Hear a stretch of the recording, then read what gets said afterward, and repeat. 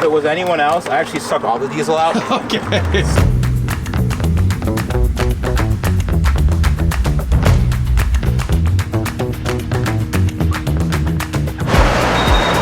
I see you did want to get noticed today. Look at these Rivian logos on the ground. This thing. You should be, I hope this is an honor for you. Yeah, I thought you were going to say. To be picked up. Oh no, the Sequoia again. No, you get the Rivian. You get special treatment. Right out of the gate, I knew you were going to say honored. now that you've, oh, you have to buckle because it's going to Oh, absolutely. Forever. Now that you've had somewhat success with the i8. Yeah. Now we're going to run it all straight into the ground. We're going to crash and burn that plane. Literally, yeah. This is not, yeah, you're on a losing streak now. Now you're going to feel the pressure. Rich Rebuilds, I feel like I was here just a week ago. It's nice to see you again. Yeah, nice to see you too, man. It's been a long time. Awesome, good stuff, dude. Yeah, thanks for bringing the electric truck. Yeah, I am honored. You're trying to go green. I'm honored. I know you're trying to go green. So I figured I would drive. I assume this catless, DPF, DEF-less. Yep, everything's everythingless. Deleted. Everything's deleted. Engine delete, everything. Fuel delete. That's sweet. No, that's the best kind of delete. I mean, I love this truck. I keep talking about it. Thanks for putting on the light, by the way, because I'm really dark. I know the camera doesn't have that good of low light. In case you're wondering, people, it's like taxi cab confessions. It's like, like we know why the light's on. Yeah, is that why in that show they put like Christmas lights around the ceiling? That's why they do it. Yeah, because if they have a person that has a similar skin tone to me. We're just rambling on, and I haven't told anyone what we're picking up, so I guess we'll get into that in the morning. But we're back in Boston with Rich, and we're back in Boston. It feels good, man. I think you should just move out here. Honestly, I was like, I think I might fly in more often and just come hang out and work on stuff. What are the advantages to living in Kansas? Let's see. Besides like fields, low crime because no one lives there. Oh, low crime for sure. You have is there anything else? No, well, low crime and you can buy a house. You can buy a house, obviously. Like nice houses, like $250,000 still puts you in like 4,000 square foot. You know? What? Yeah. And 15 minutes to everywhere in the city, no matter what. No matter what. 15 what's minutes in the city though? Like what's? Oh, nothing. Okay. Just I wasn't sure. Restaurants, okay. Walmart. You gotcha. know. All right. The same old stuff. Okay. Yeah, the same. No big deal. So yeah, that's what we got going on. That's awesome, man. It's pretty sweet. I'm glad that you're. I wish you were here, but I think life would be too jarring here. Oh, would it? Because we have like, if you look at there's roads in front of us. There's roads. They're not cobblestone or pea stone roads.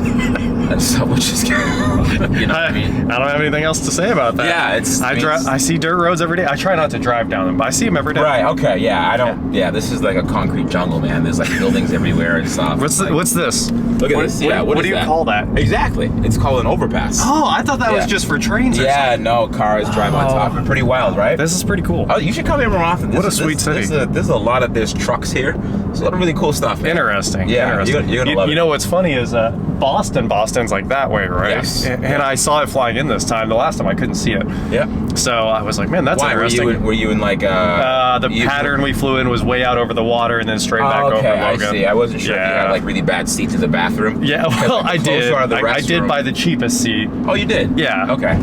Thanks for the ride, Uber. Boss man. I will see you in the morning. Don't forget to give me 5 stars. Oh, I will. Can you do it right now? I will. I just took your phone out. It's really easy. I'll see you later. We're do it right now. 1 star. 1 star.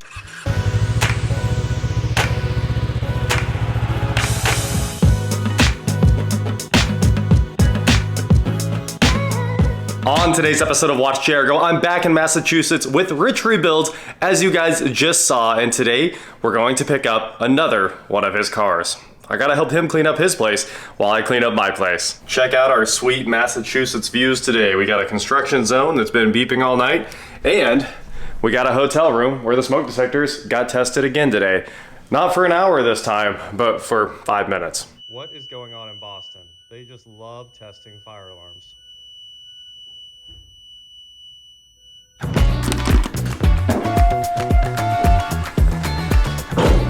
Alright guys, help me settle an important debate. If it's the end of the world and there's only one elevator you get to have on your side, what are you choosing? Otis? Coney? ThyssenKrupp? Schindler? Got the OG right here.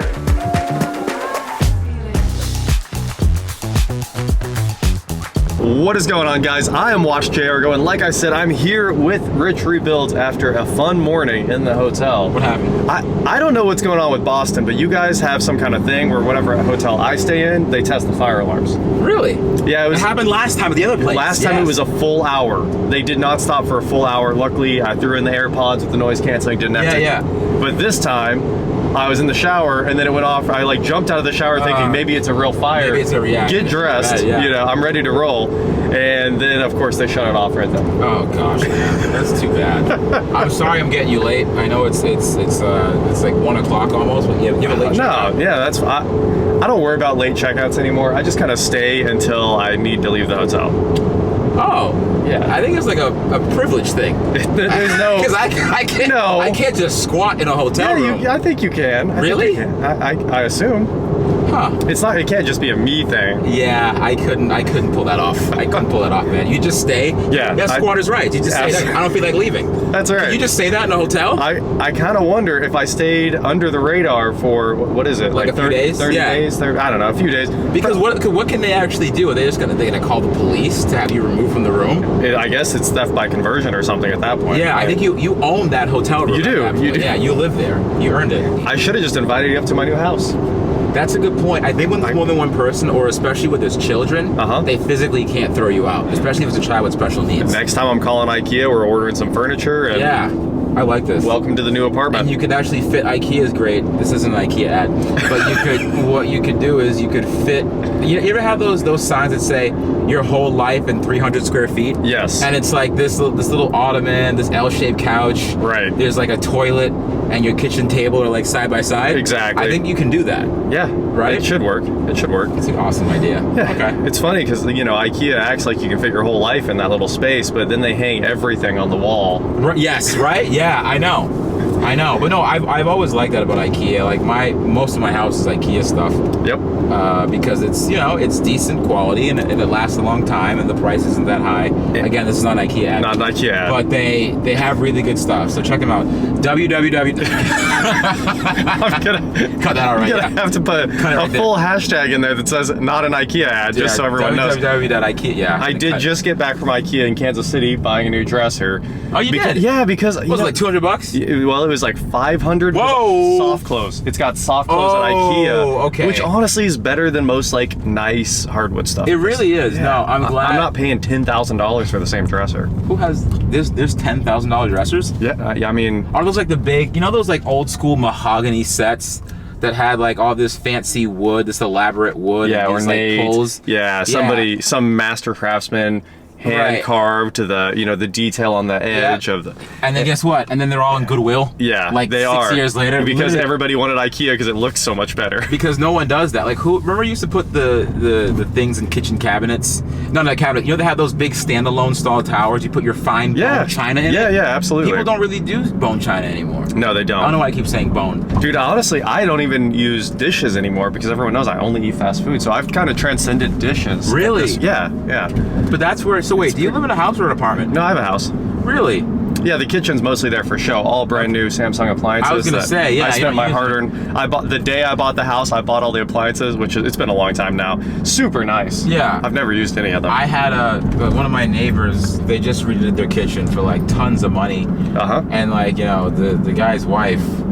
She's never cooked a meal in her life. Yeah, absolutely. There's no way to cook a meal in her life. So it's one of those funny things where it's like, well, as a joke, I asked her, hey, what'd you make today in your new kitchen? It's nothing. Just reheat Burger dust. King. She made dust. Yeah, so it's one of those things, man. Like, you're right. I could probably survive without a kitchen. Absolutely. All you do is you put dishes in it. You need a refrigerator, and that's about it. You need a fridge to put leftovers in it. But yeah, no, I agree, man. That's a good point. I almost judged you, and I was like, no, this makes sense. That's actually how we live these days. That's how we live. Anyway, you, like I said, downsizing on the kitchen. I know you were planning on cutting your kitchen out of your house now. Also planning on cutting your tow truck out of your life, which... Yeah, dude, listen. This tow truck is interesting.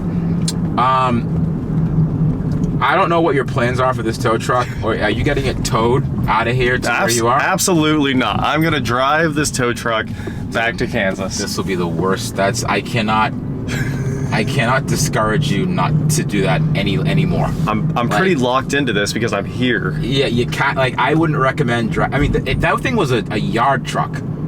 Like, the most I've driven it was like 4 or 5 hours and it was fine, but dude, 24 to 30 hours almost. I saw you drove it a few hours. It's got to be fine. You know what I mean? Like, it's just a word to the wise. The fuel gauge doesn't work. So you don't know how much diesel you have. I didn't know that. I guess I need to stick it. Do you have? Oh no, that's not true. You know what I have? I have the fuel sending unit. Oh, but you have to install it yourself. Okay. Well, it's on top of the tank, right? I don't know where it is. Well, yeah, I've never bothered to check. We didn't know what we were doing today. Apparently, we're gonna fix a tow truck and then drive it back to Kansas. That's our to-do list. Well, one of those things is right. You're definitely gonna drive it back to Kansas. And you will be handed the parts so you can fix it whenever you are physically ready. All right. Well, but right now you kind of have to. You have to guess a little bit. Okay. Like, figure how many gallons of diesel are in there. Yeah. Look up how efficient the truck is. Probably gets like 10, 12 miles a gallon. Maybe it's diesel. Maybe 15 if you're cruising. You never really know. Maybe 9. Maybe 9. Probably 9. Most likely 8. So you could do that. So what's your plan for this truck again? Like, are there no tow trucks where you live? No, there are tow trucks, but I don't like to pay for them. So I assume like the best course of action is to buy your own. Is to fly out of state and just drive it back. Dude, if this thing makes it, oh my God, I would be personally surprised. I would be personally surprised. Hey, I was happily surprised the i8 made it back, so we're doing pretty good so far. No, the i8 was a little bit different. The i8 I sold you as like a fixed car. This thing is still a project. It'll start and it'll run. I started it last time. It'll idle. Will it drive 24 to 30 hours? I honestly, can't. I don't know. Well, so I'm gonna have you sign something. Just to, you know what I mean? Just to keep us both honest. You know what I mean? Yeah. I'm going to I'm gonna go ahead and sign the thing as long as it just says the truck might not make it back to Kansas. Yes. And if you want to go, not make it. But yeah, go ahead. Sorry. Okay. And then don't worry about signing that other thing that said I would send you some money. Okay, yeah. I think that's pretty fair. Yeah. I think that's a pretty fair thing too. Another Rivian? What's going on here? I actually keyed that one earlier. Oh, good. I don't want him around here. Yeah, he's probably gonna put that in the body shop, and that gives you at least 2 weeks of freedom with this. Exactly. Yeah. So he's not here. He actually disappeared for a while. I'm weird like that. And we're here with Rich Rebuilds' tow truck, but no longer your tow truck. No longer my tow truck. I honestly want to thank you for supporting Black-owned and operated businesses by purchasing this truck. I named this thing Junkyard Dog, and it did its job when it was here. I no longer have a use for it. Just to let you know, I will say it once again for your channel and my own. Driving this thing back anywhere more than 30 minutes is a monumental risk. Yeah, I agree. Do not shut it off. I'm not planning on shutting it off. Once you start it, do not shut it off. Quick overview of it. It's leaking a little hydraulic fluid. There. Just a little bit. Just a little bit. I wouldn't worry about that too much. Well, luckily that's not essential for getting home. It's not essential. The bed does need some love. This is still pretty strong. Yeah. There's some air holes to save weight in it. Yeah. I have no doubt that this is strong. Like this bed can. I've had like 20 cars on this bed already. Heavy cars. I've had the farm truck on it. Yeah. It's not that bad. Yeah. It could use some love here. The whole thing needs love. Yeah. It's rough around the edges, but it's still functional. It's got a wheel lift. It has a wheel lift. Everything works. The check engine light also works. Okay. Cool. It's currently on. Yeah. But this is the truck, man. I mean, the person that had it before, they just spray painted everything, no prep. No prep. They just spray painted the chrome. Yeah. This side has. Oh, they repaired the rust. I didn't realize. There's some diamond plate on this. Just to kind of hide a few things. I see. This is the hydraulic fluid reservoir. Yeah, I assume that's getting close to empty. Actually, I don't know if you knock on it. They also did us a favor by spray painting the gauge. I'm glad they did that. Yeah, me too. That's overall a pretty smart decision. Yeah. Again, fuel. I'm gonna give you some fuel. What I think is diesel. Yeah. Before you go. Cool. What's left?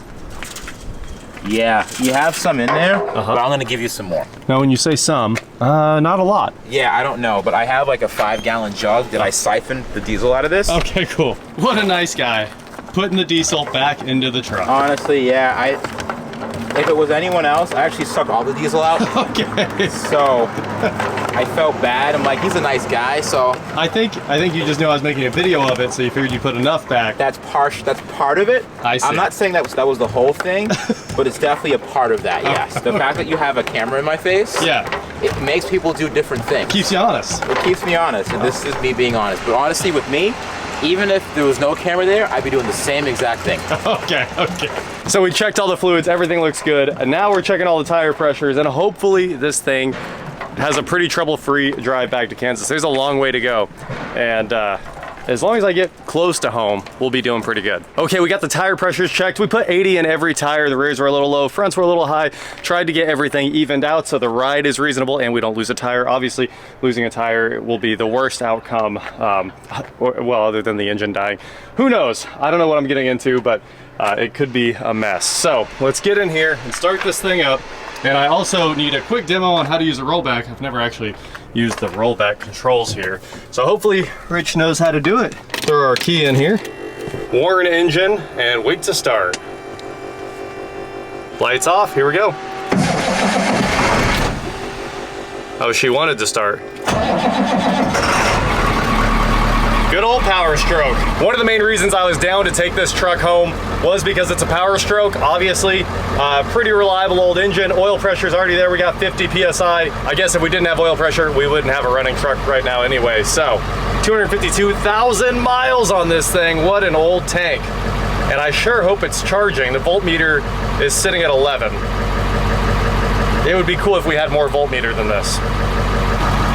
Oh, there it goes. It just clicked up and said 12 suddenly. But I think it actually did come to life right there because I heard it in the speakers. That's dangerous. The fuel gauge does not work like Rich said. We'll let this thing come up to temp before we do anything. And let's go check for lights. Right there. Oh yeah, this thing's a runner. She's a runner. We're not good there. But at least we're good there. Here we are at Uncle Rich's Towing Academy. Uncle Rich's, black owned and operated, or was. Now this is out, right? Yep. The second one? Second one tilts up. Okay. And this one comes out. I'm trying to do it, but it's going slow right now.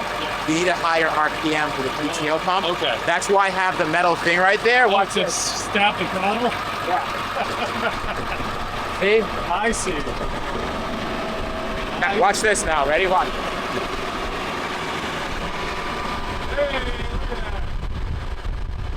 That's out. Problem solved. Now I don't have to worry about that flying off. Nope. Cool. Ready? Yep, go for it. This thing is fast. Awesome. Yeah. That's for Kansas. Oh no.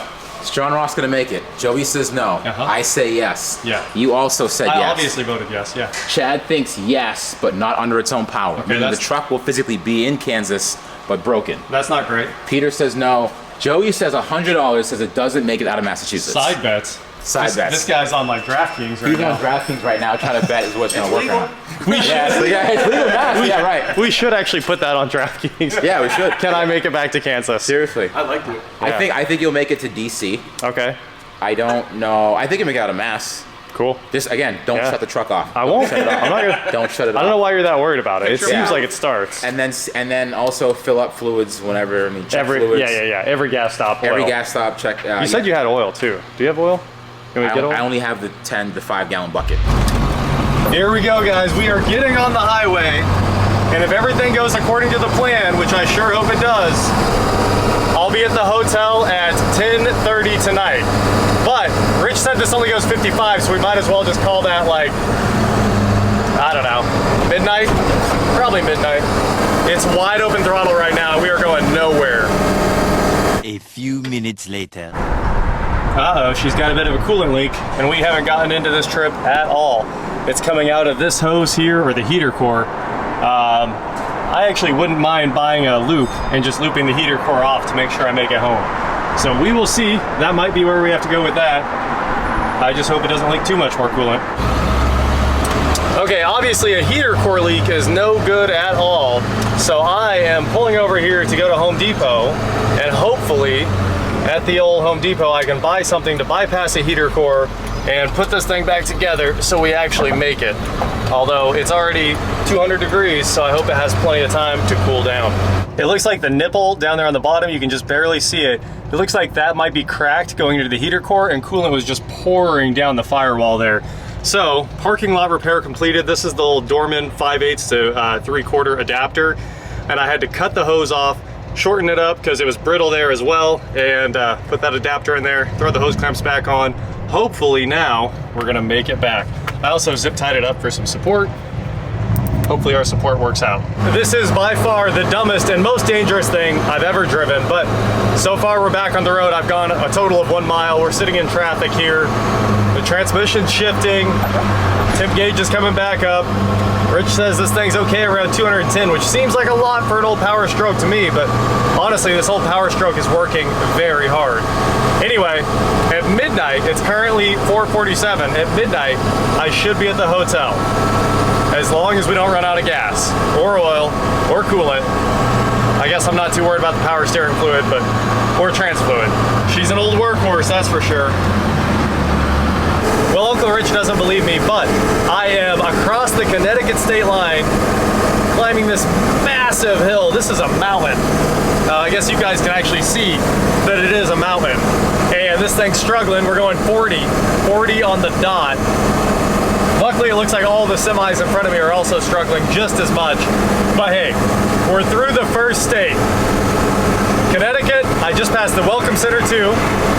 Oh, here, there's a sign that says University of Connecticut. That should do some convincing. Hopefully you guys believe me now. We just need to make it like 4 more states tonight, or 3 more, or 4 more, or whatever. New York, Maryland, that's about where we're going. That's all I can ask for today. And then tomorrow I'll ask for a lot more from this truck. Anyway, I'm still on the road. 5 hours, 9 minutes to our destination. It's running all right. Hopefully our parking lot repair holds up. I'll let you guys know here in a bit. Hey, what a sunset. Driving into something here, Sun City in Connecticut. Oh, Hartford, Connecticut, which looks honestly super cool. It's all silhouetted by the sun, and I get to enjoy it with the nice smell of burning diesel, because you can definitely smell this engine in the cabin all the time. Hey, Hartford!